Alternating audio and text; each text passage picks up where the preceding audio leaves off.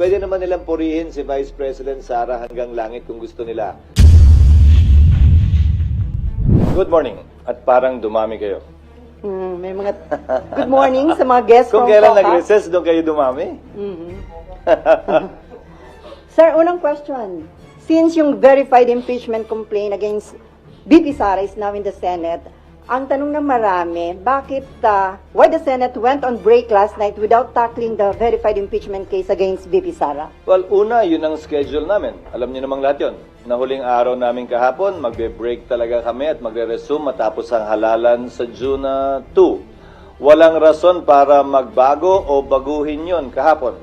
Napakinggan ko si Myla kahapon, si Myla. Tinatanong si Senator Pimentel, bakit daw walang nagtanong? Sasagutin ko yun. Trabaho ko bilang Senate President, sagutin o presiding officer, sagutin anumang katanungan na ibabato sa plenaryo. Pero hindi ko trabahong tanungin yung mga miyembro kung bakit hindi sila nagtanong at anong nasa isip nila, ba't hindi sila nagtanong. Fact is, walang nagtanong dahil hindi pa naman officially informed Senado, ang plenaryo, kaugnay sa paghahain ng impeachment complaint dahil dadaan pa ito sa isang proseso sang-ayon sa rules at practice at procedure ng Senado kaugnay ng mga impeachment complaints. So, sir, mali yung impression na parang may napag-usapan ba na wag itong itackle sa Senate plenary? Walang caucus na naganap, walang usapang naganap sa pagitan ng mga miyembro ng Senado kaugnay nito o kaugnay ng anumang bagay. Bago kami nag-adjourn kahapon, nung Martes, nung Lunes, kahit nung nagdaang linggo, wala kaming pagpupulong na formal kaugnay nito. So what will happen now on the articles of impeachment? As Senate President, it's your call, di ba, sir? So what is your plan? Isa-isayin muna natin. Sang-ayon sa rules ng Senado, kapag kami inihaing articles of impeachment or complaint or resolution on impeachment sa Senado, the Senate President, nakalagay sa rules namin, shall take proper order of the subject of impeachment. Ngayon, ano bang ibig sabihin ng shall take proper order of the subject of impeachment? Hindi nung impeachment complaint, hindi nung impeachment, but the subject of impeachment. Ibig sabihin nun, kailangan isaayos muna ng Senate President ang Senado para sa pag-conduct ng isang pagdinig o trial. Sasagutin ko rin yung isang napakinggan kong abogado na tila eksperto din daw sa mga bagay na ito. Sabi niya, the Senate shall immediately, ayon sa kanya, sabi ng Konstitusyon, proceed with trial. Busin na lang ng konti, pero parang hindi niya nabasa yung saligang batas. Walang sinabing immediately ang saligang batas. Ang sinabi ng saligang batas ay shall forthwith proceed with trial. Ngayon, kung babalik tanawan natin, bago ko sagutin yung tanong, Sally, kukompletuhin ko na para... Okay. Kung babalik tanawan natin, may inihain na impeachment complaint noong 2011 laban kay Ombudsman Mercy Gutierrez. Inihain nyo ng March 23. Nag-adjourn ang Senado ng March 26. Walang ginawa ang Senado noon. Nagsimula ang trial May 19. Mahigit kulang-kulang isang buwan ang lumipas dahil magre-recess din sila noong mga panahong yon. Kung maalala nyo ang impeachment ni dating Chief Justice Corona, ng yumaong dating Chief Justice na si Corona, final ang impeachment complaint ng December 13, nag-trial po sila January 19. So kung susuriin nyo, base sa President yung salitang forthwith, hindi naman po ibig sabihin nun, kinaumagahan, agad-agad, dali-dali. Mahigit 2 buwang inupuan, pinag-aralan, binasa, tiningnan ng Kamara yung mga impeachment complaint na nakabinbin. Mahigit 2 buwan, hindi finorward ng Secretary General ang impeachment complaint sa tanggapan ng Speaker para i-refer sa plenary at sa Committee on Justice.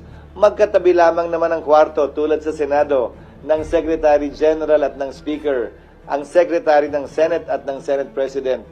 Bakit naman kami bigla sasabihang gumalaw umakto agad sa loob lamang ng ilang oras?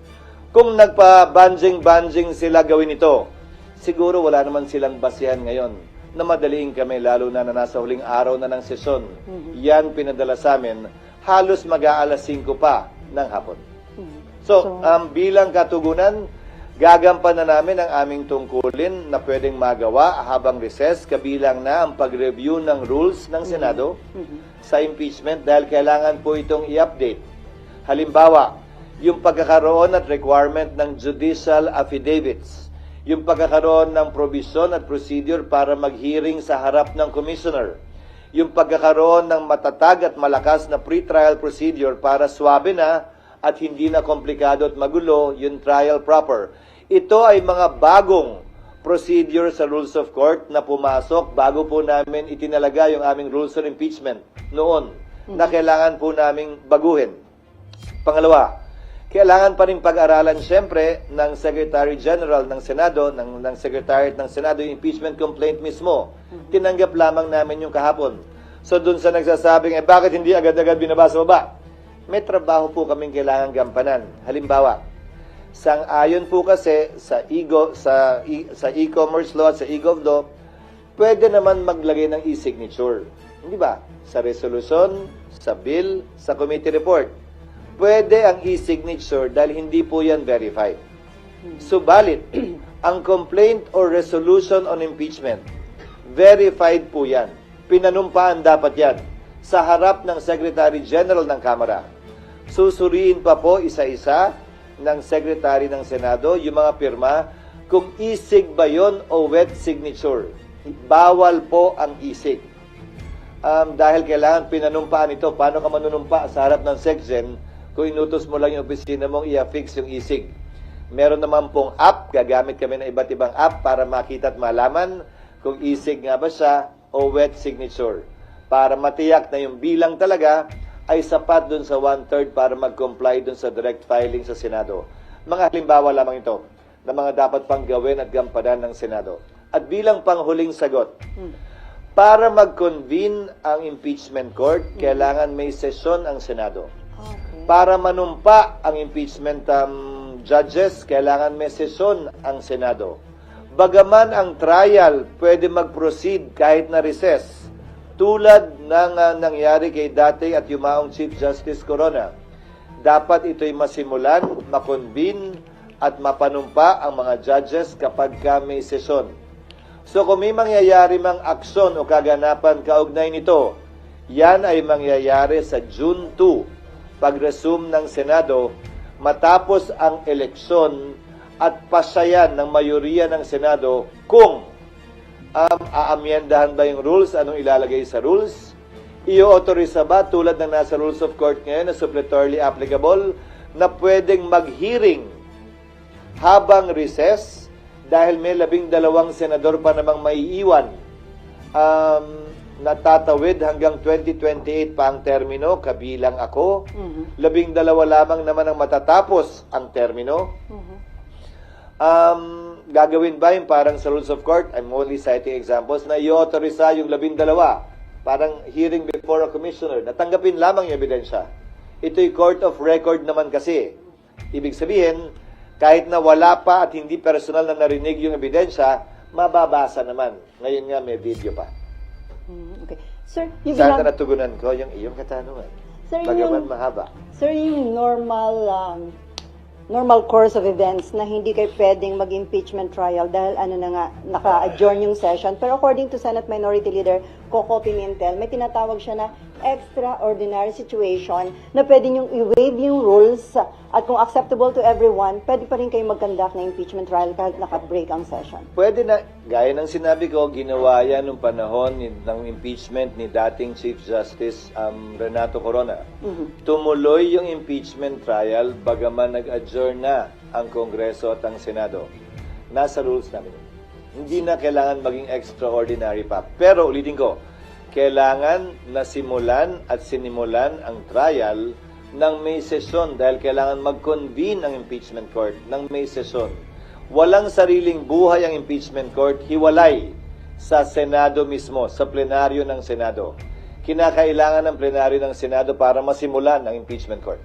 So sir, it is better ba kung na-submit ng House of Representatives earlier a few days before ng adjournment para may time kayo na na-actionan sa That plenary? is water under the bridge. It's not for me to decide or pass over the wisdom absence or lack of it on the part of the House in filing it a few hours before we adjourned.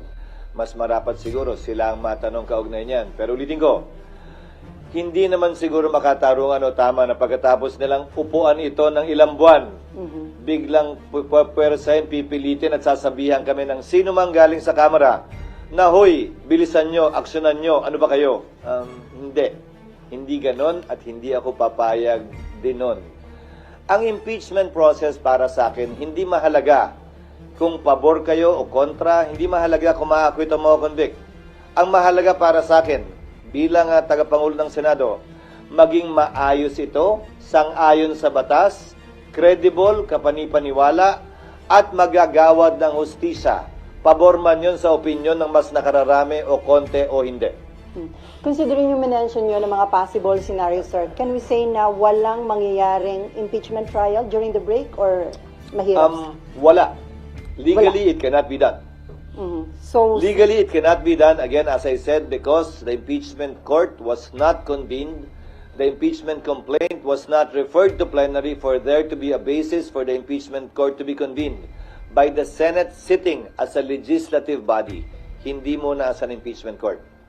sir, kahit sinabi ni PBBM na ayaw niya sa impeachment dahil divisive, sinuportahan pa ng isang religious group, pero still, natuloy pa rin na impeach si BP Sara sa House na i-transmit dito sa Senate. Indication ba yon na hindi nagpa-impluensya ang House of Representatives? Siguro mas sila yung dapat mong tanongin yan, hindi ako. Basta ang Senado, gagampanan namin ang tungkulin namin ng, tatagalugin ko ng may malamig na neutralidad ng isang hukom na walang kinikilingan. We will perform our duty and function with the cold neutrality of an impartial judge. And without fear nor favor, we will rule over things as we see fit and based on what is right and what the law provides. Since it is a political process, can we expect na lahat po ng mga senador na tatayong impeachment judge ay magiging fair and impartial, considering na iba kaalyado ni VP Sara? It is a political process, pero para sa akin, ito'y masasaksihan ng ating mga kababayan, tutunghayan ng ating mga kababayan. At malaki ang papel na gagampanan ng public opinion naman talaga dito. At yan ang tinatawag na political process siguro. Pero maging ganun pa man, siguro sabay-sabay tayo, impeachment judge man or mga kababayan natin na manonood sa pagdinig. At base sa ating mapapakinggan, makikita, hindi maririnig o hindi makikita, tayo mismo ay gagawa ng sarili nating pasya. At dahil political process nga ito at mga politiko ang tatayong umuupo bilang hukom, sinong politiko ang kilala mo na sumusuwag, ika nga, sa public opinion, lalo na sa panahon ng halalan. So, inimbento talaga itong sistemang ito na nagsulat ng ating saligang batas para ganito naman talaga. Hindi para maging sobrang hiwalay, ika nga, sa opinion ng publiko kaugnay sa bagay nito dahil politiko din naman ang hinuhusgahan. From Myla muna, although para nabanggit niyo na, kung kung after election magko-convene yung impeachment court, tapos limited na yung time ninyo, carry over yun kung bago na yung composition ng mga senador at kongresista sa 20th Congress? Iyon ang aking paniniwala. Bakit? Ang Amerika kung saan natin kinopya yung ating sistema ng demokrasya at Republican government. Yung kanilang Senado, sa pagkakaalam ko, 1/3 lamang ang hinahalal at any one time. May naiiwang 2/3 pa rin. Kaya pwede mong sabihin, continuing body talaga yung Senado. Ang Senado ng Pilipinas, 12. So, walang majority, walang quorum ang maiiwan. Subalit, ilang bagay ang nais kong sabihin kaugnay nito. Tingnan nyo na lamang ang mga collegial courts dahil ito'y hindi function ng legislature. Hindi ito typical na bill sa aking pananaw na pagtapos ng Kongreso, i-file mo uli. Pag hindi na-aprobahan, kailangan aprobahan uli ng magkabilang kamara. Kahit na-aprobahan sa kamara, dito hindi, simula uli sa simula. Halos lahat naman siguro sang-ayon. Ito ay impeachment court. Hiwalay sa function ng lehislatura. Pero syempre, kikilalanin ang pagtatapos ng termino ng mga miyembro nito. So ano ang pwede nating ihalin tulad dito? Ang mga collegial courts. Ano-ano ang collegial courts? Sandigan Bayan, Court of Appeals, Supreme Court. Isama mo na yung Constitutional Commission, kabilang na ang Civil Service, ang COMELEC. Tanong, kapag kami nakabinbin bang kaso sa mga ito at nagpalit sa tagal ng kaso sa mga korteng yan, ang mga mahistrado ng Korte Suprema, mahistrado ng Court of Appeals ng Sandigan Bayan, dahil ito ay mga courts of record naman, dinidismiss ba yung kaso o nagpapatuloy lamang? Hindi ba ang sagot ay nagpapatuloy lamang ito? Patuloy lamang yung mga kaso maski nagpapalit ang bumubuo ng collegial court na yon, tulad lamang ng impeachment court. Lalo na court of record din ang impeachment court, kung saan magpalit man, mag-absent man, hindi man mapakinggan ng personal ng impeachment judge, pwede pa rin siya gumawad ng desisyon base sa record na tinanggap ng ebidensya ng impeachment court. Sir, may patanong lang si Nympha. Paano Paano kung magpatawag... Asan ba sila? Nasa press officer. Paano daw kung magpatawag ng special session si PBBM? Pwede nyo na actionan yung impeachment? Oo, pwedeng mangyari yon, pero ang pagpapatawag ng special session sa aking pagkakaalam Legal. ay hindi para mag-convene ng impeachment court. Sa aking pagkakaalam, ang pagtatawag ng special session ay para sa mahalagang bagay at panukalang batas na kailangan ipasa ayon sa ating saligang batas. Hindi ito isa o saklaw marahil ng provision yon, kaugnay ng special session. Pero haharapin namin yon pag nandiyan na. Siyempre, pag nagpatawag ng special session, sang-ayon man kami o hindi, siyempre, alam namang hindi kami magatin. Okay, Mav and then RG.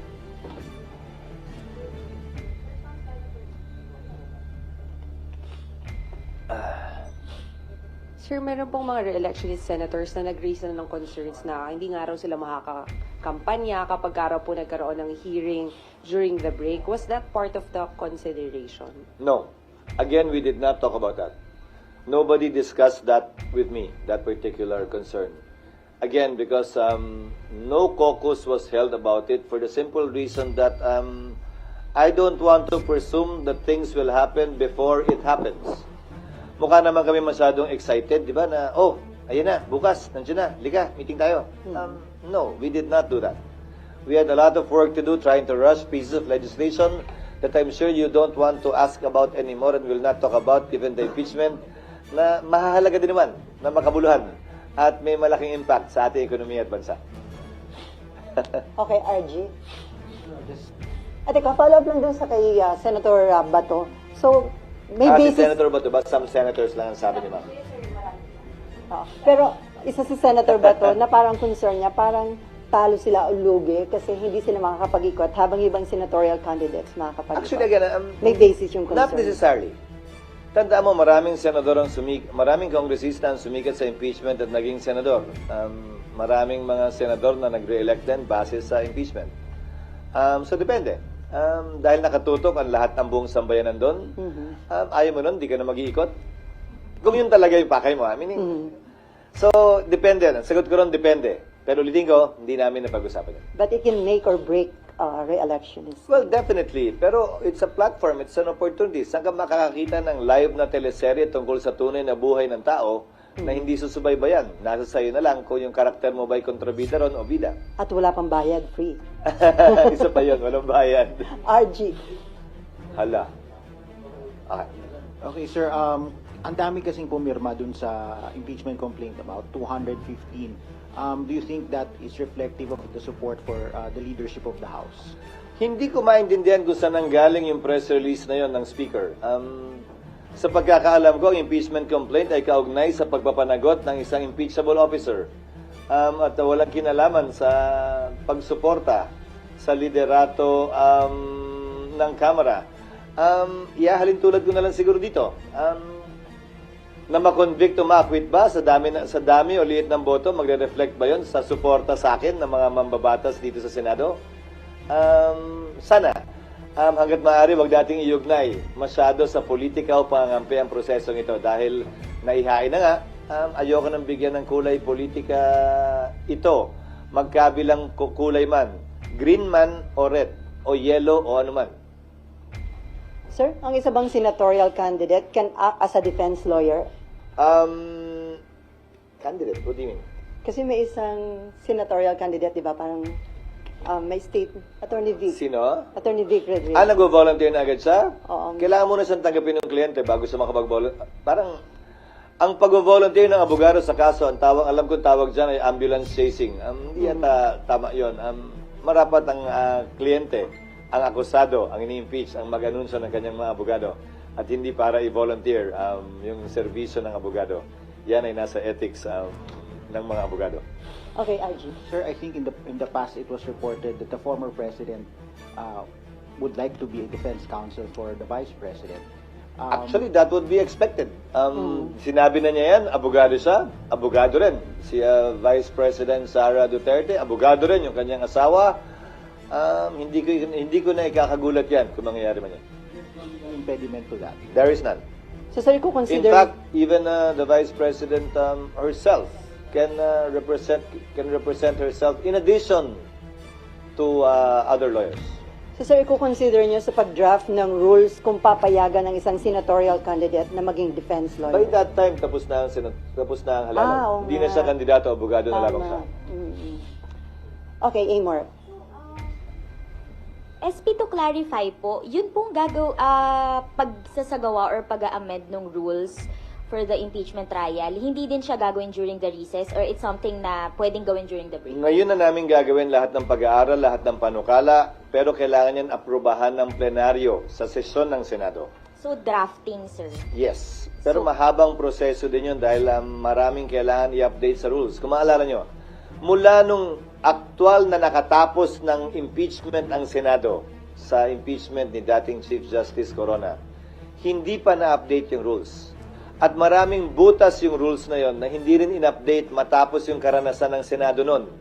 Dagdag mo pa dyan yung mga pagbabago sa rules na inilabas ng Korte Suprema para mas mapabilis, mas maging efficient yung trial. Ika nga. But I will state one thing for the record and as a matter of policy. Hindi namin ito mamadaliin. Pero hindi rin naman namin ito labis na iaantala. Hindi kami magpapapressure kanino man na bilisan ito o i-delay ito. Gagawin namin yung trabaho namin ayon sa saligang batas bilang pagsunod sa tinatalaga nito at rules mismo ng Senado.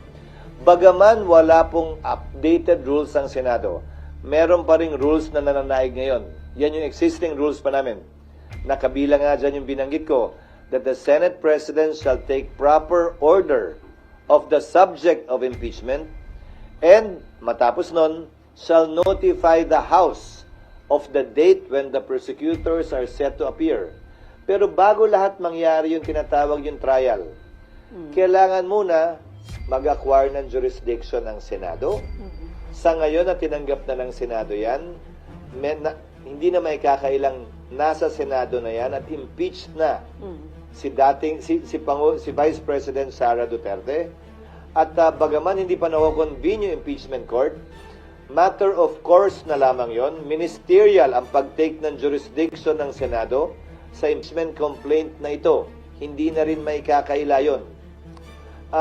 Pero, kailangan pa matapos mangyari yon, i-amend yung rules, i-update yung rules, i-convene yung court, or base sa rules, pag nagsabi ang rules na kahit na hindi pa kino-convene ang impeachment court dahil nga patapos na ang termino ng 19th Congress, baka pwedeng bigyan ng kapangyarihan yung mga maiiwan na magsagawa na ng mga prosesong pwedeng isagawa bago ang trial. Kabilang na halimbawa, ang pagpapasagot sa nasasakdal, ang pagbibigay ng pagkakataon sa prosecutor na sagutin yung sagot o reply dun sa answer, ang pagsusumite ng judicial affidavits ng mga testigo na magkabilang panig, ang pag-conduct ng pre-trial, pagkakasundo nila, o ito, concede na namin, tama na yan. Ito, hindi kami papayag dito. Pagdebatihan natin yan, presentahan natin ebidensya dyan.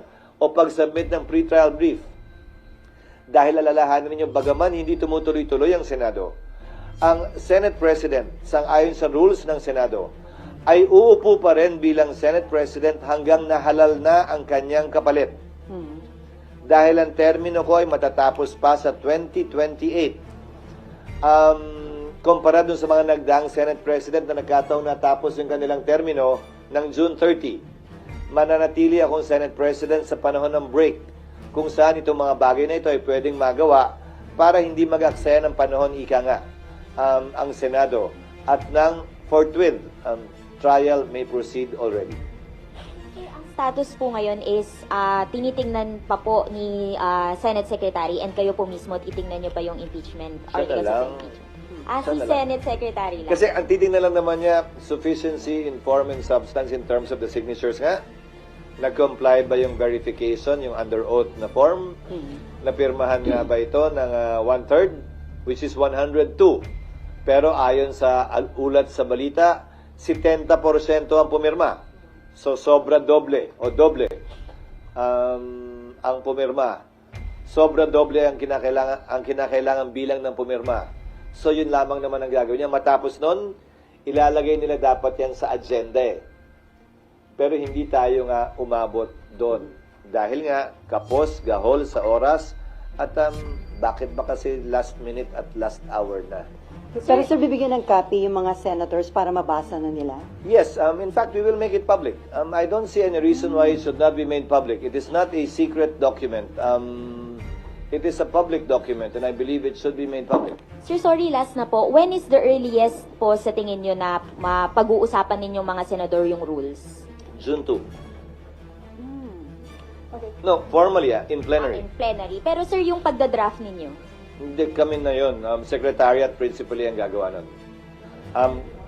Hindi na mga senador. Hindi na siguro. Magkukonsultahan na lang kami either virtually about this and simply consult them on the rules. Okay, before Mayan, So, RG, to finish, siguro magda-draft ang secretariat. Papadala na lamang sa mga senador for comment or inputs. Para at least pag-resume namin sa June 2, medyo joined na yung issues. Ika nga, kung ano na lamang yung pagbobotohan kung meron man. okay, before Mayan, RG, Ma, then Cecil, may patanong lang dito, sir. Just to put on record, if BP Sara is found guilty by the impeachment court, does that mean she could no longer seek for any government position? Perpetually disqualified na po ba siya? Yes, the penalty for a person convicted in an impeachment trial is removal from office and absolute perpetual disqualification to hold public office, elected or appointed. Okay, Mayan, and then RG. Good morning, Ate. sir. Sir, ako ba, ate? Ay, oo nga pala. Isa na una pala siya. Sorry, dalawang Sir, Mayan. sir, sabi mo kanina, kailangan amend yung rule, magkakaroon kayo ng pre-trial, mahabang proseso. Yung kay Justice Corona dati, umabot ng 2 months bago nagsimula. So, ano yung chance ngayon ng impeachment dito sa Senate? Wala na.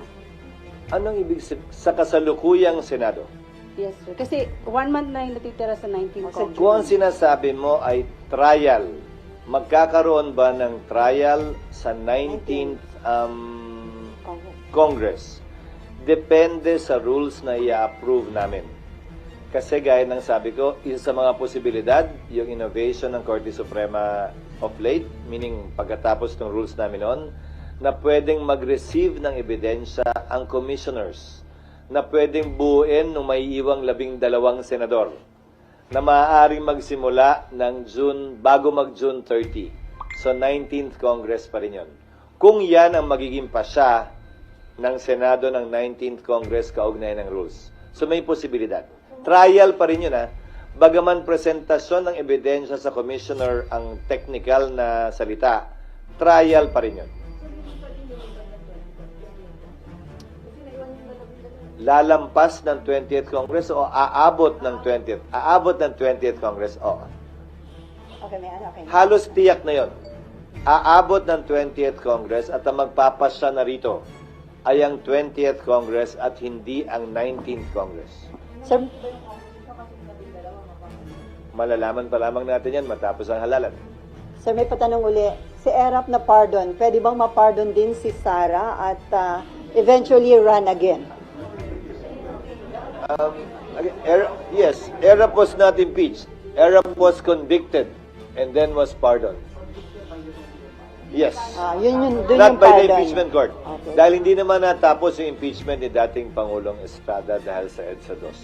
Okay, Mean. Sir, to be clear lang, Hindi pa ba clear? hindi pa clear. Hindi. Sir, kasi yung natanong na kayo na pero para lang mas malinaw. Yung kay Senator Coco na sinasabi niyang special circumstance na pwede pa rin magkasundo kayo 100%, mag-convene kayo ng impeachment court during the break. Hindi na yun mangyayari. Only when, as I said, the impeachment court was convened. When we, the legislature, the Senate as a legislature, took note or took cognizance of the case, were all sworn into office and convened the impeachment court. Hindi naman nangyari lahat yun During session. Hindi kami pwede paano namin i-refer yung impeachment sa Rules Committee para i-report out ng plenary para may basihan na magsumpa kami bilang impeachment court at i-convene yung impeachment court. Paano namin gagawin lahat yun ng walang sesyon? So parang dapat sana kahit paano na-report out man lang kagabi sa session.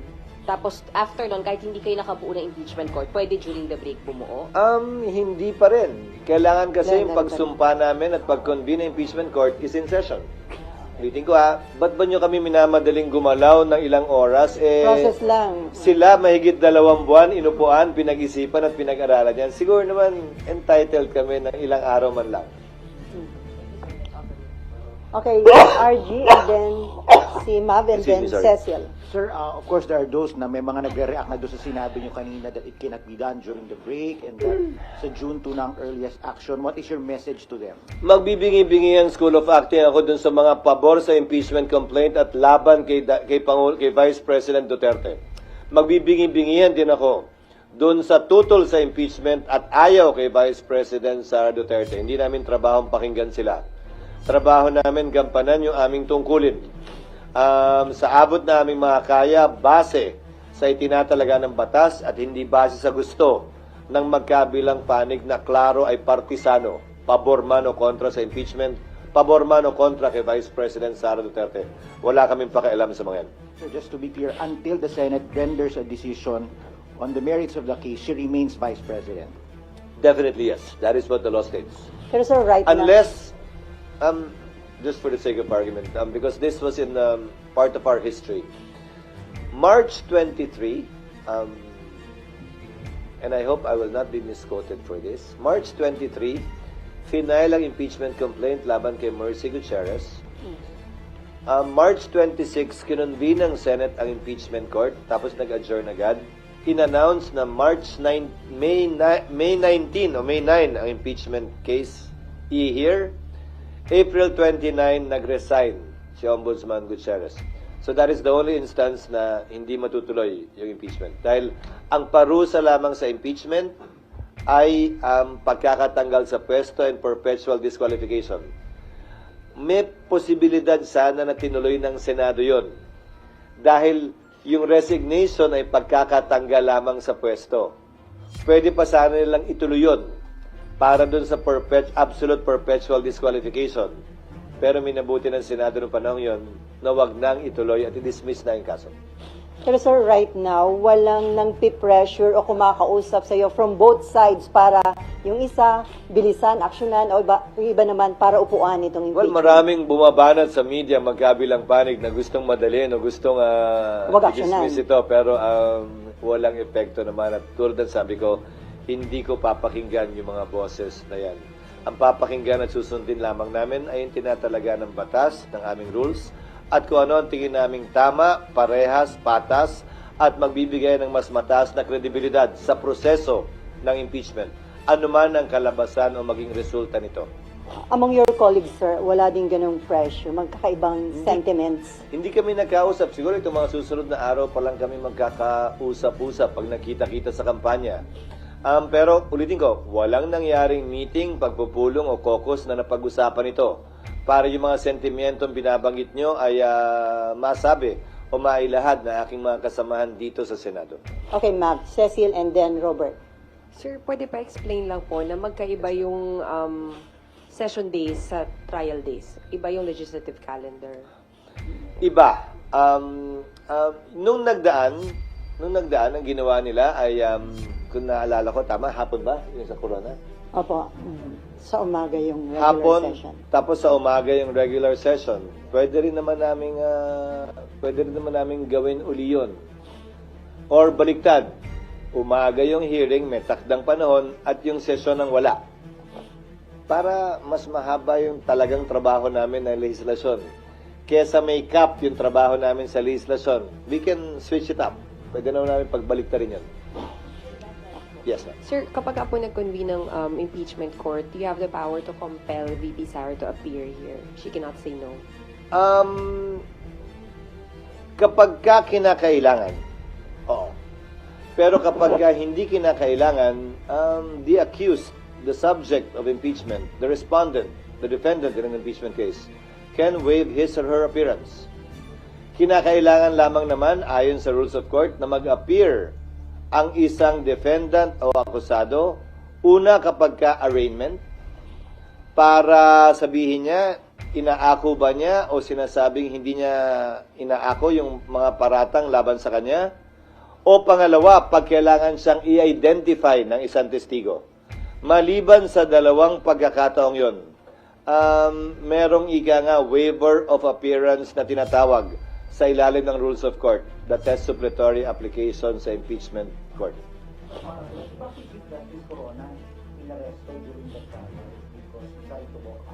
No, hindi siya inaresto. Pinigilan siyang lumabas. Nandito na ako nun. Pinigilan siyang lumabas dahil sa kalagitnaan ng kanyang testimonya, tumayo siya, bumaba, at sinubukang lisanin yung korte. Isa pa pala yun, kailangan namin gumawa uli ng ganon. Sira na yun. So may limit ba yung ipipresent? Naalala mo yun, RG, yung sira na yun. Oo, yung Maghahanap pa. Kaya nga, wala na. Kinain na ng ana yun. Pero sir, may limit ba yung pwedeng i-present na witness ng prosecution and defense panel o wala? Wala, pero yan ay pagkakasunduan sa pre-trial. Naulitin ko, pwedeng magawa bago magsimula ang 20th Congress para nga hindi kami pabanjing-banjing at nag-aaksaya lamang ng panahon. Ulitin ko, hindi namin ito mamadaliin. Pero hindi rin namin labis na ipagpapaliban ito ng walang dahilan o rason. Okay, Cecil.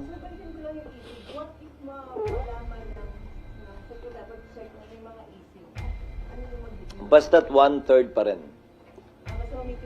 Basta't may 102 pa rin. Hindi na mahalaga sa amin kung 103 pa yan o 105 o 107 o kung sino yon. Ang mahalaga, mambabata sila at may 102 signatures.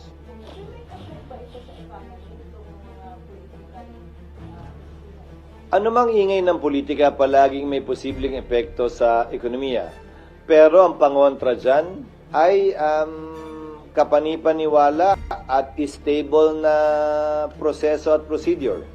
Tulad ng sinusubukan kong gawin ngayon at i-establish ngayon. Para yung expectations ay tempered, walang tanong na hindi nasagot, walang alinlangan kung ano ang mga mangyayari sa susunod na araw, linggo at buwan, sa kabila ng anumang ingay na nagmumula sa pabor o kontra sa impeachment, sa pabor o kontra kay VP Sara. Ito, ang mga binabanggit ko sa inyo ngayong umaga, ito ang magiging proseso ng impeachment sa mga susunod na linggo at buwan. Lalo magkakaroon ng confidence yung mga investors na okay naman yung situation sa business. Oo, dahil ang impeachment ay isang prosesong nakasaad naman sa saligang batas. This is not an extra constitutional process. In fact, this is a purely constitutional and legal process provided for in our Constitution on how to make certain high officials of the country accountable for their actions and or inactions, specifically as alleged for alleged culpable violation of the Constitution, bribery, treason, graft and corruption, other high crimes, and betrayal of the public trust. Okay.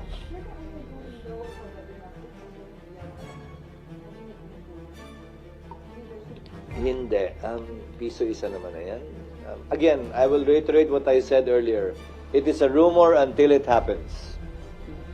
Pang-counter daw yun ng mga Duterte, sir, dun sa impeachment. Again, it is a rumor until it happens. Bakit? Pag nagpalit, ano mangyayari? Baka kung kaya, ano nila, Anong iba nga mangyayari daw? Sabi nung chismis. Na hindi matuloy. Anyway, Robert, and then Mean, Amor, and Raymond. Sir, balikan ko lang po yung discussion nyo kanina regarding dun sa special session. Sabi nyo po pwede ang special session provided na ipinatawag ng Pangulo dun sa mga mahalagang panukalang batas. Granted po na may special session, halimbawa magkakasama na rin kayo. Yung possibility na matakel pa rin ito bilang sidelines halimbawa or kaya i-convene yung impeachment court po, pwede po ba yun? Posible. Posible, but that is a subject matter to be decided upon by the plenary. Kasi ang kapangyarihan ng Senate President ay i-agenda lamang ito. Yung ginagawa naming mga referrals sa floor na walang nag-object, sa anumang oras pwede mag-object kahit sino At pwedeng pagbotohan yon bago ma-refer. Maski lahat ng ginagawa namin sa plenaryo are done through a proper motion. At kung mapapansin niyo, parang gas-gas na lang sa tenga siguro, masyado na kayo at tayong lahat sanay. Palagi nagtatanong ang presiding officer, is there any objection? There being no objection, is approved. So, pag may nag-object, pagbobotohan. Pero lahat ng naganap o nagaganap sa plenaryo, pinahintulutan ng mga miyembro. Last na lang po. Sir, ano po ang mangyayari halimbawa po yung uupong hukom na senador, may kamag-anak po na kongresista na pumirma doon sa impeachment halimbawa ng Vice President, ano pong mangyayari sa kanila? Ang pag-inhibit ng huwes sa rules of court man o sa rules on impeachment ay voluntary sa parte niya. Walang proseso para persahang ipa-inhibit sa pamamagitan ng botohan ang sino mang hukom sa anumang paglilitis. So kung meron man ganyang pagkakataon, desisyon niya. Pero babalik rin ko. O de ko may posisyon pala yung pumirma, may posisyon din ba yung hindi pumirma na kailangan din mag-inhibit yung kamag-anak nun? Hindi naman siguro, di ba? Bakit nyo sasabihin kailangan na mag-inhibit yung pumirma? Bakit hindi nyo sasabihin dapat mag-inhibit yan yung hindi pumirma? It cuts both ways. But for me, it's a purely voluntary act, whether an impeachment judge will inhibit himself or herself. Sir, follow-up doon. Pwede daw bang ma-disqualify ang sinumang senador na nag-express ng opposition sa impeachment? Ma-disqualify saan? Sa pag-act as impeachment judge. Kasi may nagsabing, oo. Hindi, parang tututulan ko hanggang dulo yung impeachment. 19th Congress ba yan o 20th Congress? Kasi ang magpapasya, 20th na So, ang tinatanong ko sa inyo, yung senador bang nagsasabi niya na i-acquit ay 19th Congress Kapag ba sa humahalal 20th ulit. Congress? Kung manalo, sir. O hindi pa natin alam.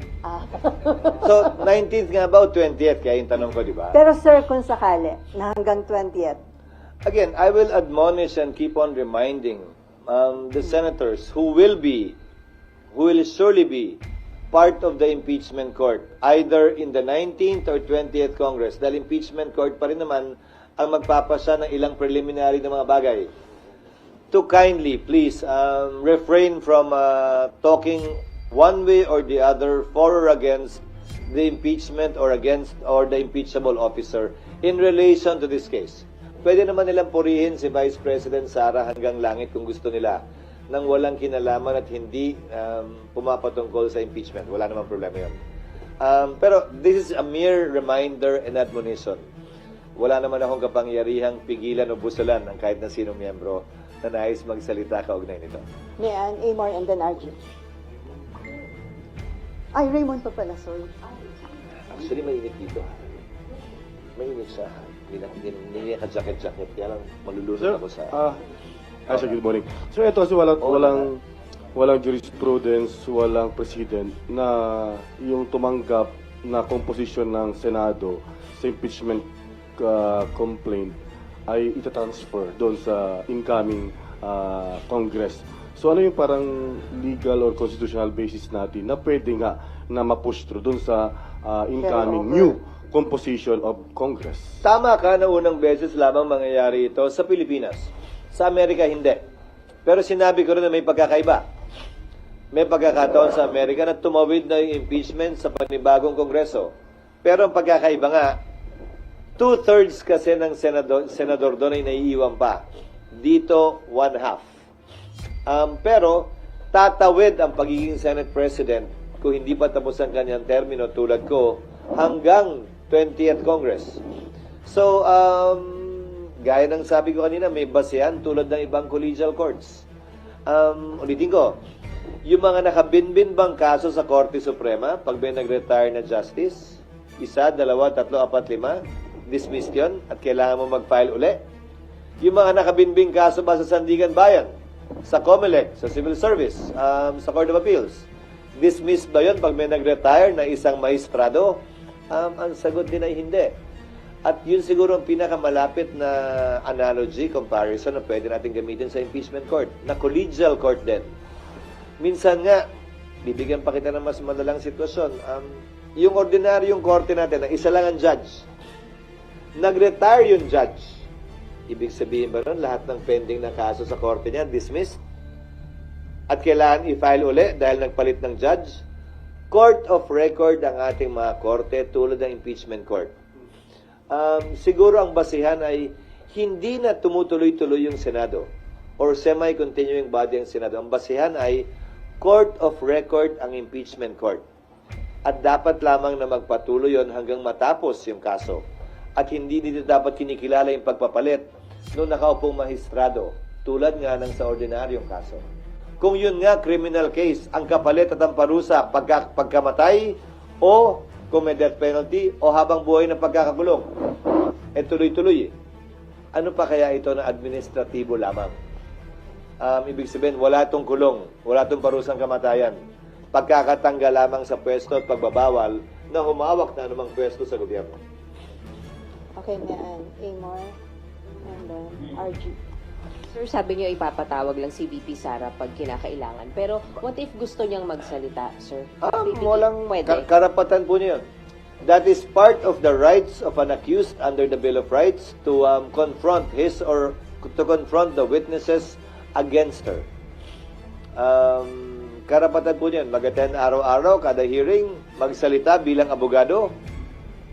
Dahil pwede siyang tumayong abogado para sa sarili niya o tumayo pa nga bilang testigo. Umupo bilang testigo. Pwede po yan. Nasa sa kanya. Pero hindi siya pwedeng piliting tumestigo sa kaso because it will violate, on the other hand, the right against self-incrimination. Kumbaga, hindi siya pwedeng patawag ng prosecution at pwersahang paupuin doon para tanungin kung ayaw niya. That cannot be done. Sir, yung nangyari kay CJ Corona noon, pwede rin po ba o gagawin niyo ng rules to na magsi-statement lang ayaw niya ng Q&A? Hindi pwede. Dahil sang-ayon sa rules of court that is suppletorily applicable to impeachment to the impeachment trial, may karapatan mag-cross-examine ang kabilang panig sa sino man testigo ipepresenta ng kabilang panig. So, pag nagpresenta ng testigo ang prosecution, may karapatang i-cross-examine yan ng depensa. VP Sara, kung just in case No, na parang kung sino man nga, karapatan yan ng kabila. At kapag ka hindi na subject sa cross-examination, hindi admissible yung testimonya ng testigo. Sir, may... Sir, pag just in case naman daw ipatawag niyo, kailangan siya, pero hindi siya dumating, meron bang kaparusahan pag gano'n? The impeachment court, very much like the Senate, more so in fact because it is an impeachment court, has the power and authority to issue subpoena. May kapangyarihan nga kami mag-issue ng subpoena. Sir, At may... sang-ayon sa rules, yan ay pwedeng i-issue lamang either sa pamamagitan ng botohan o kung babaguhin yung rules, sa pamamagitan lamang ng kautusan ng presiding officer. Sir, may certain period ba para tapusin yung impeachment trial o pwede itong parang matagalan? Wala, pero sino ba naman na may gustong umabot ito till kingdom come? Wala naman siguro may gusto nun. One way or the other, kailangan ito pagpasyahan at desisyonan. Ulitin ko, nang hindi minamadali, pero hindi rin naman pinagpapaliban ng labis. Okay, Amor and then RG. SP, kung matuloy po yung impeachment trial nga this 19th Congress, ang sabi niyo po possible na umaga, plenary session, and then hapon, yun pong impeachment trial. So sir, paano yung time dun sa mga pending bills and offhand, may mga nakikita po ba kayong mga bills na pwedeng maapektuhan ng lack of time dahil matatapos na nga po yung 19th Congress? Maliit na lamang ang epekto kung meron man. Dahil pagbalik namin sa June 2, 6 na session days na lamang ang meron namin. So, 6 na session days na lamang apektado nung AM-PM schedule na binabanggit mo. At kung mako-convene nga yung impeachment court sa panahong yon, magre-recess na rin kami makalipas ang 6 na session days. So, yung balance ng mga araw ngayon hanggang June 30 ay puro trial na lamang yun. Dahil hindi na kami pwede magsesyon. Sir, bills na nakikita Hinahabol? dapat ihabol pa? To name a few that comes to mind. Number 1, yung Konektadong Pinoy. Number 2, na BICAM na-approve na on third reading by both houses. Yung e-Gov bill, na hindi umabot yung ratification ng Bicameral Conference Committee report dahil may ilang pang concerns ang executive branch. Kasi nga, ayoko nang may nabibito Ayoko may binabalik sa BICAM So, hanggat maaari nakikipag-coordinate kami closely sa executive kaugnay sa mga panukalang batas na pinapasa namin. Pangatlo ay yung right sizing bill. Tatalakayin din namin yan. Pang-apat ay yung Virology Act na ibabaycam during the recess. Ito ay pagpapalakas ng ating Virology Department para sa gayon ay kung magka-pandemya muli, mas kaya na nating i-handle ito. Again, to name a few, those will be at the top of my mind. Yung? Hindi, yung mga binanggit ko, lahat nasa LEDAC. Yung wage hike, hindi ko alam kung magiging prioridad yan ng Kamara o hindi. Pero kung maalala nyo, ulitin ko, nagpasa kami ng wage hike, mahigit 1 taon na ang lumilipas, 100 pesos. Pinasaya ng Kamara recently lang. Pero ang ginawa ko ay inappointan ko ng bicameral conferees lahat ng mga bill na pending. Para sa gayon ay kung sakasakali, mapag-usapan yan. Maliban na lang kung sinabi ng Kamara na hindi sila interesado dyan. Okay, RG. Ay, okay ka na, Emma? Thank you, ma'am. Sir, kasi kanina sabi niyo you will review the signature. So, No, the secretary the will. secretariat will review Huwag the naman signature. na ako yun. The secretary. Ayoko. Oo nga, 200 yun. But sir, Hindi, may app pa. We will be using several apps to be able to detect and check. Minsan by the naked eye kita na kung e-sig o wet signature. okay sir, after kung halimbawa mangyari nga talaga that the earliest action of the Senate will be after or by June. June 2. June 2. Maraming pwede mangyari within that time. The complexion of Congress might change because of the elections. Since napag-usapan na naman natin yung hypothetical kanina, So, hypothetical tayo ulit. is it also possible na the next Congress, the House, can withdraw the complaint? Yes. Tulad lamang na anumang complaint na inihain sa korte, pwedeng bawian. Halimbawa, criminal case man o civil case. Gitna ito o administrative case. Pwedeng i-withdraw ng nagrereklamo ang kaso sa anumang panahon. Sa kaso ng Kongreso, it has to be withdrawn by more than 2/3 para hindi umabot dun sa 1/3 requirement. Ngayon, kung tatanungin mo, paano yan? Nagkaroon na ng jurisdiction yung Senado Pwede ba bang bawiin yun pagdating ng panahong yun ng panibagong Kongreso? Isang bagay yan na pagpapasyahan ng impeachment court pagdating ng panahon by a majority vote if they disagree with the ruling of the presiding officer. But your question was, I take it, pwede bang gawin yan ng Kongreso? Yes, they can do that. Pero kung may epekto ba yun na actual na i-withdraw, pagdedesisyonan ng impeachment court yan, ayokong pangunahan. So possible, sir, na kahit i-withdraw, kung mag-decide yung Senate na ituloy, Once pending na sa korte, lahat ng gagawin ay desisyonan ng korte at Korte. hindi pwedeng pagpasya ng isang panig lamang. Okay, before Mab, sir, may nagpapatanong, although na-explain nyo na ito before, paano daw kung ma-impeach or ma-convict dito sa Senate si BP Sara, paano daw yung pag-appoint ng papalit sa kanya? Sang-ayon pa rin sa saligang batas tulad ng nangyari matapos ang EDSA 2 nung pumalit si dating Vice President Arroyo kay Pangulong Estrada. So yung Vice President naging presidente, naging bakante yung Vice Presidency. Nag-appoint si Pangulong Arroyo mula sa Kongreso, Kamara at Senado. Ang requirement ng edad, ang lahat ng requirement para maging senador at kongresista at vice-presidente, presidente ay pareho, maliban sa edad. Ang kongresista, 25. Ang senador, 35. Ang requirement para sa Vice President and President, 40. So, pwedeng pumili si Pangulong Marcos ng kongresista o senador na ang edad ay 40 years old and above. Matapos siyang pumili bilang kanyang nominado, pagbobotohan yan by a majority vote ng magkabilang kamara, House at Senate. Voting separately. Simple majority, voting separately. Ano? You are highly qualified. I don't think there's a senator below 40. So, sir, qualified ka nga. No, hindi ako. But lahat ng senador ay qualified at yung mga mambabatas na 40 and above ay qualified. Yun yung pool ng qualified na mga taong pwedeng i-nominate. Kung i-nominate ka, sir, open ka na maging vice president. Ayokong pag-usapan yan because it's unfair. We will be sitting as an impeachment court. Pero sa totoo lang, mamaya sabihin ko sa iyo kung bakit kung bakit ko ayaw.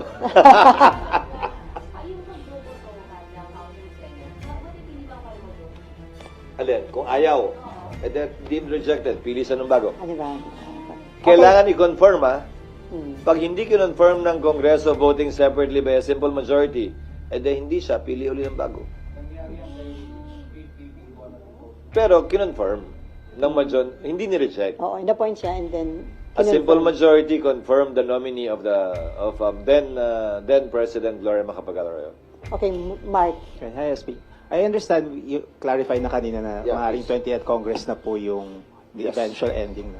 But working under the scenario na under the 19th Congress, we have 23 senators. So 2/3 of 24 seats po ba yung vote to convict or 2/3 of the 23 current? Yeah. Still of 24 because always favorable to the accused.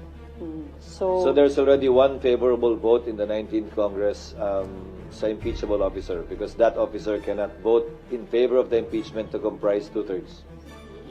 16 pa rin.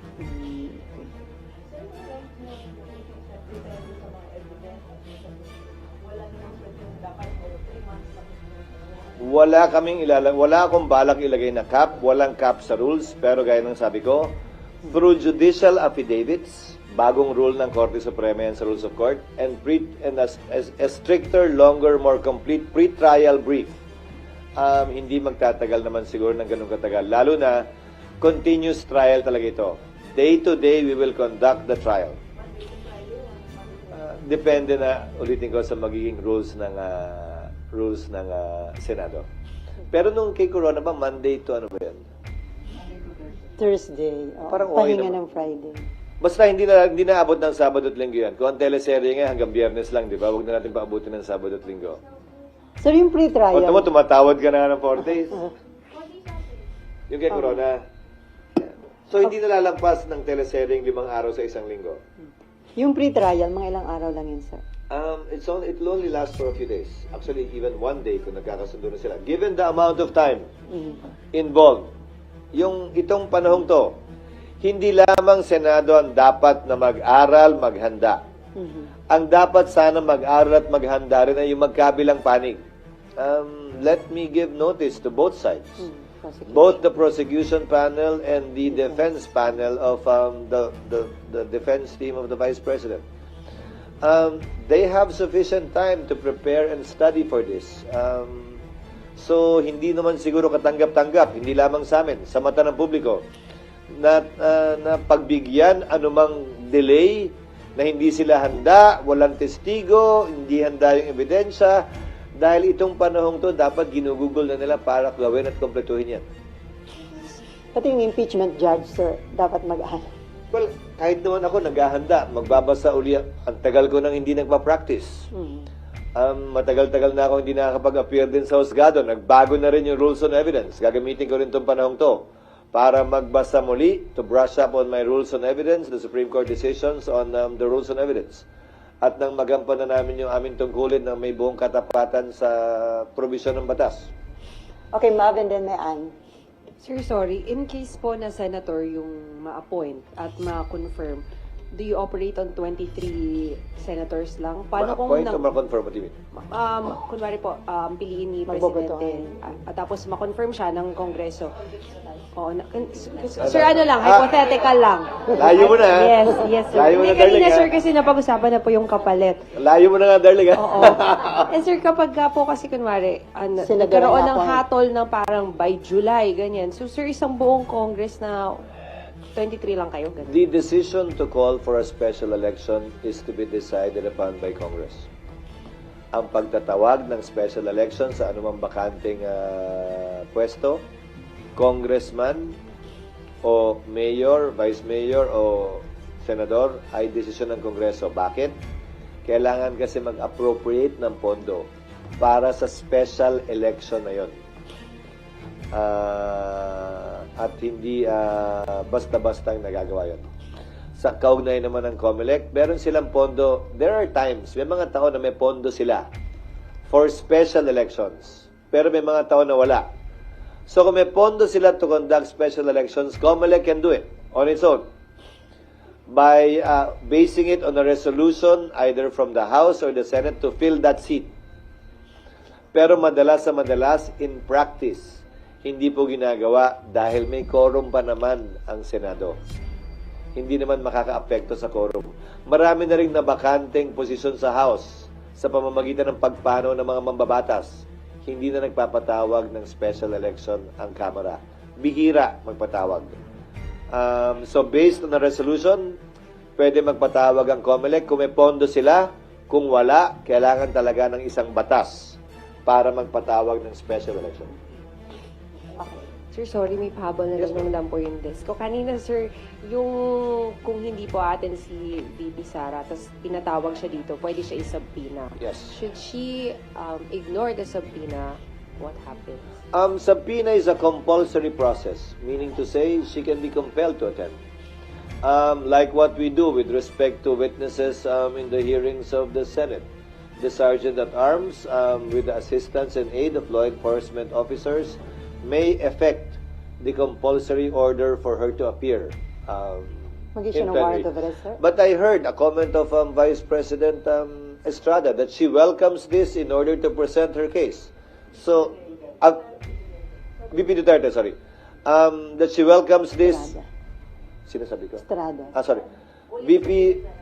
But I heard a comment of VP Sara in connection with the looming impeachment complaint to be filed against her that she would welcome it as an opportunity to present her side of the story vis-a-vis the accusations being hurled against her by members of the House. So I hope that will indeed be her position. So, kung mag-change yung kanyang stand, hindi nga siya mag-attend kahit may subpoena, possible yung pag-issue ng warrant of arrest. Merong subpoena lang. Hindi pa naman warrant. Subpoena is enough. Kung hindi pa rin nga siya mag-attend. Again, a subpoena is a compulsory process. The Sergeant at Arms and law enforcement officers can enforce a subpoena. Okay, and then Cecil. Sir, yung pre-trial ay mangyayari pag na-convene na? O pre-trial Under our rules kasi, wala pa yon. Kasi wala pa naman doon eh.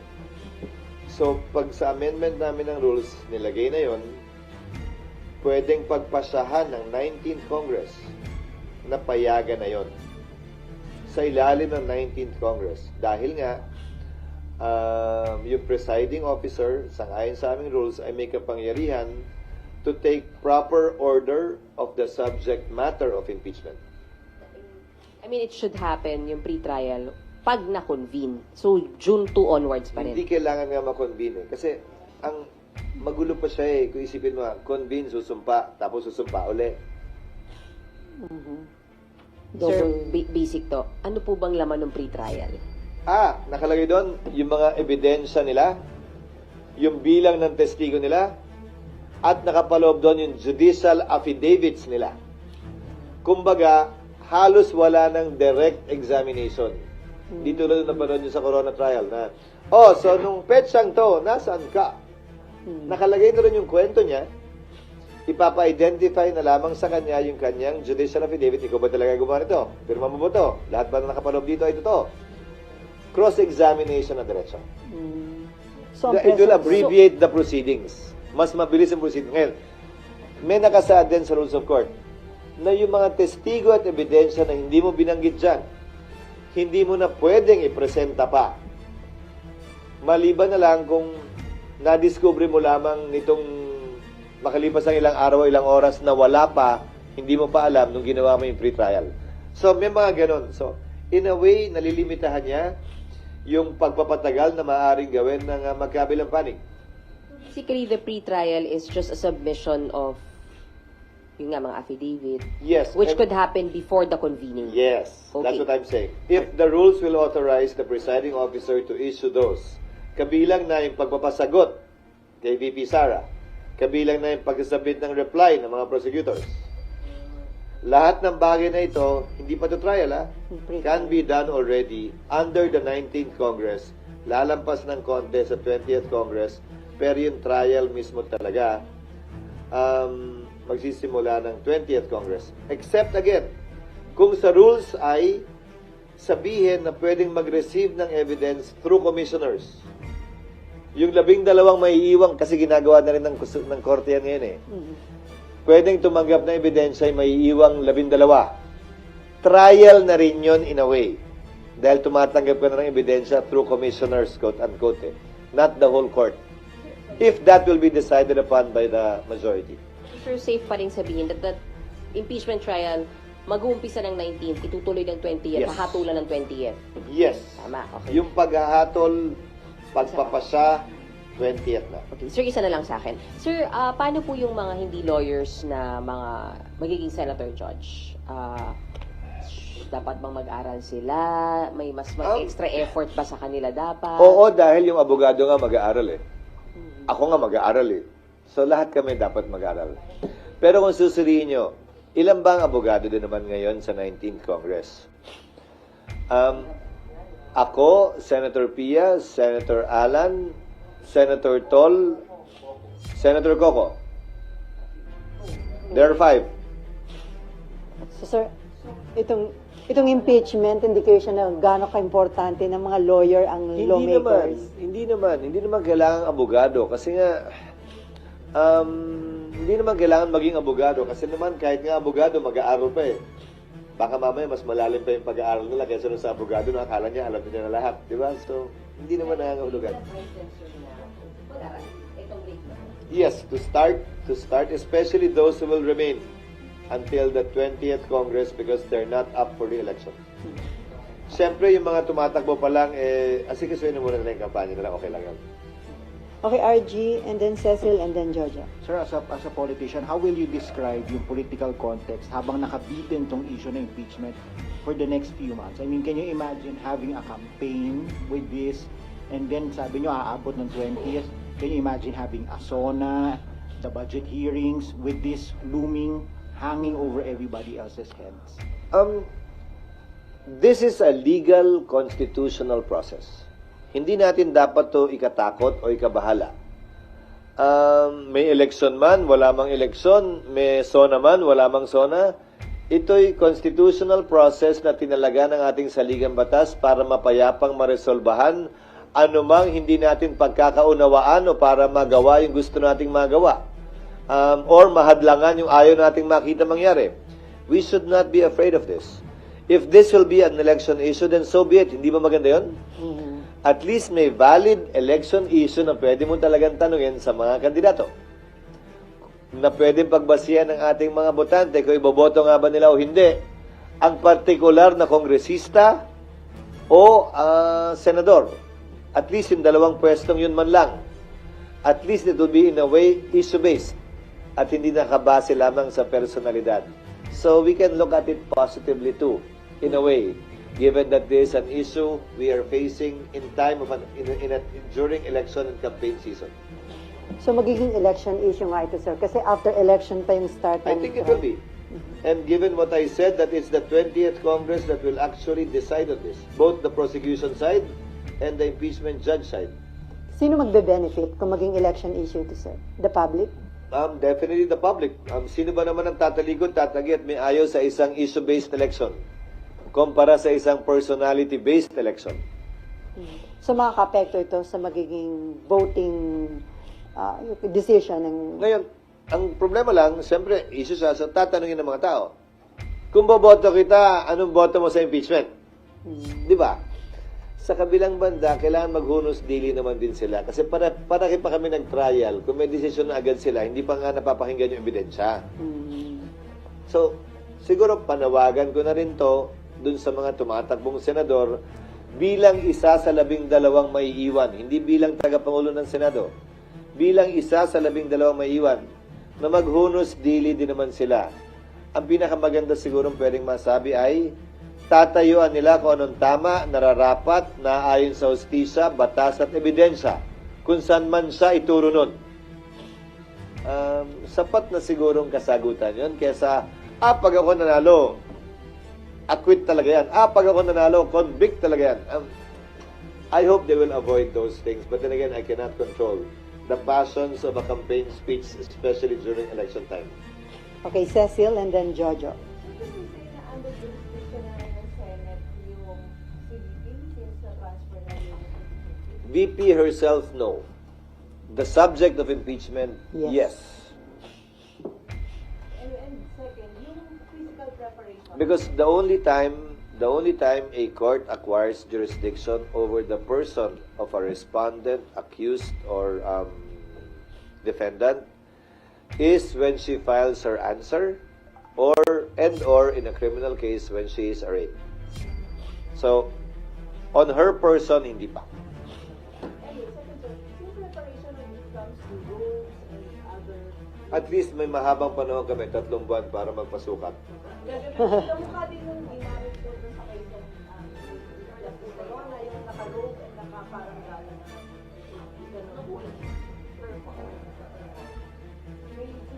Okay lang naman yung robe, wag lang yung isama yung wig. So talagang robe, sir. Yan ang isusuot nyo. Hindi, pag-uusapan pa rin yan. Ayokong pangunahan. Pero, sa palagay ko, saganang akin. Pero ito yung pagbabotohan ng mayoriya. Importante pa rin yung robe, ika nga, para lamang mapaalala sa kada senador na sila'y nakaupo hindi bilang legislator, kung hindi bilang impeachment judge. If only to constantly remind them while they're there, seated, in the same seat that they usually sit in, that they are there as impeachment court judges, not as ordinary legislators. If only for that. Kung ako tatanungin, mas gusto kong meron. Nasa rules ba kung ano yung photo and other... Wala. Sa pagkakaalam ko, wala. Sir, unfair daw yung walang wig sabi nila. Ano? Unfair yung walang wig. Okay, Jojo. Sa ibang jurisdiction o bansa kasi may ganon yung mga maestrado eh. Okay, Jojo. Yes.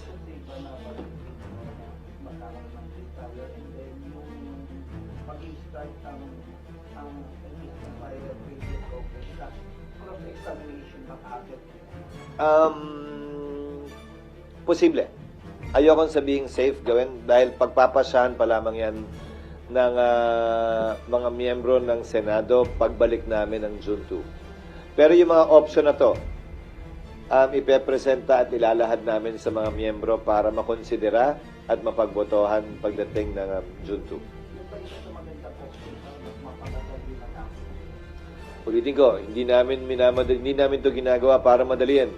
Yan ay nakapaloob sa rules of court na suppletorily applicable na kailangan naming ibagay sa proseso ng impeachment na kakaiba sa isang civil, administrative o criminal case kung saan sumasaklaw yung rules of court. So, pagpapasyahan yan ng Senado pagbalik namin. Pero lahat ng options na to ipepresent namin sa kanila. Okay, last 3 questions from Poca. Uy, ubusin nyo na para hindi na wala ng interview pagkatapos nito. Thank you, Sally. Bakasyon na eh. Sir. Yes, Sir, of course. good morning. May bisita pala tayo ngayong umaga. Medyo marami ko. Yes. Sir, you perfectly remember the moment when that envelope was not opened during the impeachment trial of Era. President Estrada. I was a congressman, yes. Yes, I sir. remember that. I was not here. Yeah. I'm sure that you totally want to avoid such a volatile political impasse. But how? By maintaining the credibility and impartiality of the impeachment court. which is what I'm trying to do beginning today. Again, without fear nor favor, nang walang pinapaboran, nang walang kinikitilang karapatan, gagampanan namin yung aming tungkulin. Pero sa dulo, sang-ayon kasi sa rules on impeachment. Kaya di ba si Senator Pimentel noon ay nagbitiw, kung tama ang pagkakaalala ko. Dahil under the Constitution, ang uupo bilang presiding officer talaga kapag ini-impeach ang presidente ay Chief Justice. Hindi naman talaga, wala namang co-presiding eh. Wala rin namang majority leader ang impeachment court eh. Ginawa lamang nila noon yun eh. Kung talagang korte yan, Chief Justice ang presiding officer sa presidente pag in-impeach. It's the Senate President that presides in relation to other impeachable officers, Vice President down. At ang proseso ay, anumang order initially will be decided upon by the presiding officer. If a member disagrees, he can stand up, question it, or object to it, pagbobotohan ng plenaryo. Yun yung proseso. Masunod man o hindi yung gusto ng nakararami, yun ang desisyon ng korte. And pwede rin desisyon na ng presiding officer kung ayaw niyang magpasya. Sasabihin niya, ayokong magpasya dyan, ibabato ko sa plenaryo. Kayo mag-decide. Kung ano man ang maging resulta nun, yun ang susundin ko bilang presiding officer. Sang-ayon man yan o taliwas sa gusto ng mas nakararami. Yun yung proseso eh. Actually, they had no choice at that time but to follow the majority. Sir, follow-up. Yes, please. Sir, the matter of shifting an impeachment case from the 19th to the 20th Congress, we heard your position, but can that be questioned and clarified with, for example, the Supreme Court? Of course. They can do that. Pero unahan ko na rin. Kung gagawin man nila yan, maliban na lamang kung may temporary restraining order na i-issue ang Korte Suprema kaugnay nito sa transition na ito, magpapatuloy ang trabaho namin, 19th o 20th Congressman yan, at hindi pwedeng gamiting rason dahilan o palusot yan ninuman, prosecution man o respondent na may nakabingbing kaso, basta't walang temporary restraining order. Yun lamang ang pipigil sa Kongreso na magpatuloy sa proseso ng impeachment. Okay, Pero karapatan po nila yun. Okay, last Pero question. sagutin ko rin siguro, pero para sa akin, so may 1-year ban, gagawin uli, lalong tatagal, lalo tayong maghaharap sa iba't iba, hindi ba gusto na magkabilang panig? Kabilang na impeachment judges ha, hindi ba natin gustong lahat na matapos ito, one way or the other? And I think it's in everybody's interest. Teka, last 2 question na lang tayo. Hindi, okay lang. Sige. Okay lang basta Go wala ahead. ng interview pagkatapos ito. Para Okay. makasal na. Okay, go ahead. SP, good morning. Michael Flores po sa Reuters. Makinaga tabi. Siring man. Sir, you mentioned that as Senate President, you have the power to set the agenda for during plenary, and it was asked earlier that and you mentioned that it's possible na you can convene as an impeachment court should the President authorize a special session over another matter. So, as Senate President, will you include that in the agenda should the President decide to hold a special Again, session? if the Secretariat is ready, yes, it will be included in the agenda, but it's not my sole decision. It will be voted upon by plenary. You're not usually with us on a daily basis, except for today, perhaps because of the impeachment complaint. Everything we do, although it's not being objected to, it seems like it's an order being issued by me. Everything we do is subject to the vote of the majority. So kung wala nag-object, ibig sabihin, bumoto silang lahat pabor doon. If someone objects, then we have to put it to a vote. But these things are decided upon by plenary, not by the presiding officer alone. Sir, may patanong, yung daw bang verdict ng impeachment court can still be appealed sa Korte Suprema? As far as I know, no. final na yun, sir? It has been tried, I think. I forget the ruling. For having committed grave abuse of discretion or something, but I think the Supreme Court dismissed it. Again, if my recollection serves me right. But I'm not sure. Okay, from Bloomberg? Yes, ma'am. Okay. Yeah, thank you. Senator, I have a non-impeachment related question. About One of the laws we passed? Yes, I think so. Yeah. Finally. It's a bill that you authored, I believe, about that bill on Mining. Yeah, exactly, prohibiting Mining. What's the status of that, sir? And has it reached the BICAM? I think we passed it on third reading, but the period is 10 years, not 5. Ba't nakalagay dun? 5 ba o 10? Alam ko 10 eh. 5. 5 ba? Yung effectivity after 5 years pa. 5 ba? 5 ba nakalagay? Hindi ba in-amend na 10? 5 Pakicheck na lang. years nakalagay. Sa bill o sa in-approve namin? Oo. Pakicheck. Yung effectivity ng ban, parang 5 years after. 5 o 10? ma-approve Hindi ko yung ban. naman alala eh. Ano bang... Pero nakita namin, PR. Sa 5 din nakita namin, sir. Pero, sir, But the reason for that mining ban is this. Again, why reinvent the wheel if it has been reinvented? We're looking at Indonesia.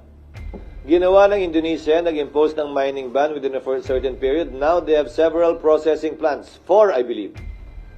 The Philippines is one of the richest mineral-rich country in the world. We are 3rd or 4th mineral-rich country in the world. So mineral-wise, the Philippines is actually a rich country pretending to be poor. The problem is, which is why I filed a resolution to investigate it during the recess, yung mga exploration permit at MPSA na ini-issue, ang daming hindi ginagamit at tumatakbo. Ewan ko sa DNR kung bakit hindi nila nire-revoke. Non-use is a valid ground for revocation. Hinahawakan lang to ng kung sino-sinong nung nakapwesto ay kinuha lahat para lamang ibenta, wala naman silang puhunan para talaga i-explore. Again, we're a mineral-rich country pretending to be poor. If this is done, I believe this will be a game changer for our country. If we will have processing finally here in our country. For those who are concerned na 5 years is too short, then convince us and ask for 7, 8, 10. But don't tell me we don't need this. Don't tell me you don't want this for your country. Don't tell me you don't want this for the Filipino. Bili mo yung iron ore, yung copper, yung nickel dito minimina, tapos dadalhin sa China, sa ibang bansa, ipoprocess, tapos bibili natin ng mas mahal dahil yung value added ginawa doon, igaling dito yun. Diba? Maawa na tayo sa bansa natin. Sa dami ng batas na pinasa natin para sa mga negosyante, pasa naman tayo ng isa kahit pa paano. The entire fiscal mining bill favors mining companies to make it easier for them, more attractive for them. Ito naman yung sukle. Makapagbigay ng trabaho sa Pilipino, value added at buwis dito, kesa galing na lamang sa ibang bansa palagi, yung finished product o value added product. okay, follow up. Yeah. So, Five. 5 years, Senator. So the BICAM will likely be held in June na po, no? Actually, the break, I'm then. hoping it will be done during the break. During the break. Para And- pag-resume namin, ma-ratify namin. And the Nakalimutan ko pala yun sa mga bill na binanggit ko. Oo nga. And the Ikaw pa mine- naman nag-sponsor. And the mining companies will have a chance to maybe make an argument, no, to extend it. Of course, I've heard their arguments actually. Okay. I've talked to most of them already because they sent position papers already. But again, I will also appeal, if they want to appeal this, I want to appeal to them too. Don't talk to me about removing that provision. Touring naman yun eh. Talk to me about hindi kaya ng 5, pwede ba 7? Hindi kaya ng 7, pwede ba 8? 10. But don't tell me we don't need this. Don't tell me that we should not do this. Because that is clearly wrong and un-Filipino. So, sir, once implemented, may estimate magkano yung additional income at additional job opportunities sa mabibigyan nito? Wala, kasi wala tayong malaking steel plant dito. Sinasabi nila palagi may problema sa kuryente. Noon yun. Former President Marcos, Ferdinand Marcos Sr., believed that no country without a steel industry will ever industrialize. And if you look at every other country in the world, except for Singapore perhaps, given the limited territory they have, we need to have our own steel industry. Ang typical na sinasabi nila, mataas daw ang presyo ng kuryente rito. Darling, kaya mo yun. Kaya mong iyan. Okay. Nawala. Ay, nawala tuloy. Sorry. Mataas yung presyo ng kuryente, pero hindi naman with solar, with renewable, these issues can be addressed. So I hope, again, I'm hopeful because this is clear. There's no vested interest behind this proposal. The only interest behind this proposal is the best interest of the Filipino people and the nation for us to develop finally as a country. Okay. Sir, Yes, ma'am. Buena Bernal of CNA Channel News Asia. Can we get an English soundbite on? So the elections were gathered. Europe yun, Yes, please. The signatures at the House were gathered pre-election, where, as you know, political influence is high because of the carrots that could be there. Now, unwittingly or otherwise, the Senate, you say post-elections, would be the impeachment trial court. But now, because that's a constitutional process, and there are quarters who say that this is political vendetta, can you talk about the Senate, this body where you are a leader, being a political tool to affirm what experts have described as a core problem in Philippine politics, which is personality politics? It cuts both ways. I will try to English as best as I can. It cuts both ways, remember. You referred to carrot politics, but given that it's election time, those who signed may have been blinded by that. I'm not saying that they were. But what about those who did not sign? Weren't they motivated by politics as well? It is a political process. So it's unfair to accuse only those who signed of politics and not those who did not sign. They were both engaged. In politics. And as I said earlier too, given that we're only translating what I said earlier in Filipino, remember? And as I said earlier too, I think it's an opportunity, given that it's election time and campaign season leading to the 2025 elections, that we actually have a chance of this being an issue-based election, at least insofar as members of the House and members of the Senate are concerned, with the admonition on the part of the members of the Senate for them not to be too partisan with respect to saying what their judgment will be should they win and become an impeachment judge. I hope this will be asked by voters in debates, what their position is or will be, and let that be the basis of the judgment of our people, whether or not to vote for them in the coming elections.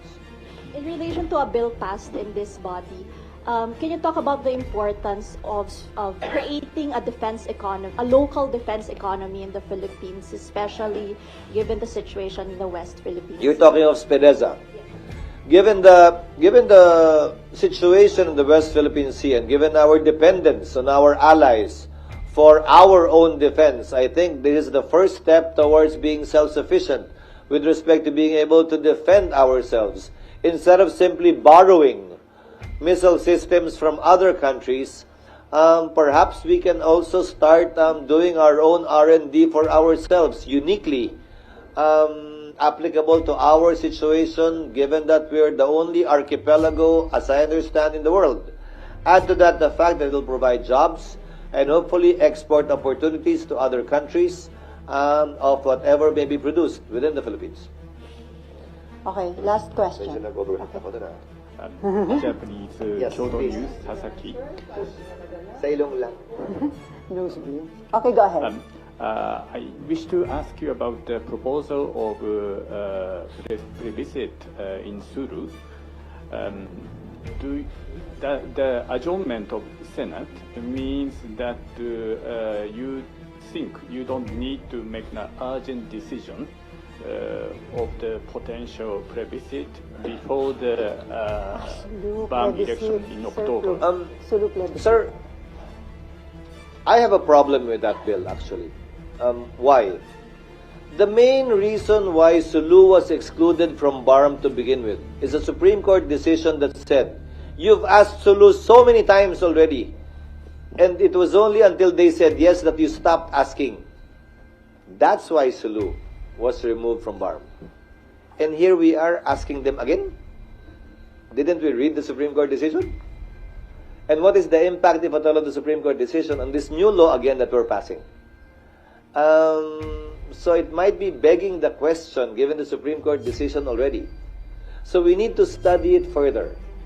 Whether or not the Supreme Court decision actually bars us from asking them again, which we have done 4 or 5 times already, which is one of the main reasons for excluding. Remember, the Supreme Court said, among others, you've asked them several times whether or not to join, but you didn't ask anyone who already joined if they want to leave. That's unfair. That's wrong. So the counterpart measure of this would be, we can ask Sulu again, but will we ask the others if they can leave? Kung meron bang specific timeline on that? None. The deadline would be on June 2 when we resume. What we will be doing essentially is I will be instructing the Senate Secretary, Senate Legal, in consultation with some experts in the legal field that we might get as outsourced resource persons to draft amended rules, updating it with respect to the rules of court, and answering some of the gaps discovered during the Corona trial. Most of the officials at that time are still here. And make the corresponding recommendations during the recess, send them to the members of the 19th Congress so they can study it, evaluate it, refer it to their own consultants so that we can act on it and vote upon it when we resume. Okay, last question from JV. Isa lang po. Yes, sir. Okay po. Ayun, given the marami pa tayong kailangang ihabol na bills, sapat na Actually, po ba? konti na lang, mga 7. Konti na lang. So are you Mga 7. Okay, sorry po. So are you confident na from June 2 to 13 may papasa natin, ma-ratify natin, or gusto nyo sana magkaroon ng special session? I am hopeful we can do it within the 6 session days. Why? Even if it has not yet been approved on second reading. No. Even if it has not yet been reported out in committee. If they do that during the recess, we can report it out on Monday. Remember, we have 6 session days. We can report it out on the first day, sponsor it on the first day or on the second day, subject it to interpellations for 3 days. No, I'm sorry, for 1 day, approve it on second reading, and with a 3-day notice, approve it on third reading. If we extend sessions on a Thursday, we can do more. If the President certifies it as urgent, then we can dispense with the 3 days. So, I am very hopeful that yes, we can. With the assistance of the executive, if it is a priority measure, we can abbreviate the process and pass certain other bills that haven't even been sponsored on the floor in the 6 remaining session days that we have, while at the same time acting on the rules on impeachment. Okay, sir, pahabol na lang. According to Senator Amy Marcos, ayaw niya ng impeachment, ayaw niya ng destabilization, ayaw niya ng gulo sa ating bansa. Ang reason, ang dami na daw problema, mataas ang presyo ng bilihin, naghihirap ang mga Pinoy. So, impeachment ba at destabilization ang solusyon? Nakakahiya, bagkus daw na harapin ang dumaraming tunay na problema ng bansa. May basis po ba yung ganyan? I respect her decision, especially given that she's a re-electionist that should be focusing on sharing with our people her position on these issues, which is exactly doing. However, it is now a reality and a fact, whether we like it or else. Nasa amin na yun. At meron kaming trabaho at constitutional duty na gampanan ito. Ang panawagan ko at ang sisikapin kong gawin, gaya ng sabi ko, tiyakin na ito yung magiging patas, parehas, na ayon sa batas, walang kinikilingan at walang pinapaboran. Higit sa resulta, ang importante ay kapanipaniwala at may kredibilidad ang proseso. Yon ang aming tututukan at bibigyan ng pansin. Pero yung ganung statement, hindi makaka-apekto sa kanyang pagiging impartial or fair as impeachment judge. Again, she was talking of the impeachment process. Not, again, okay lang naman sabihin, bakit ba? Sana wag na lang. Karapatan niya yun. Wala naman siyang binanggit o sinabi kaugnay sa boboto sa pabor o kontra dun sa nasasakdal.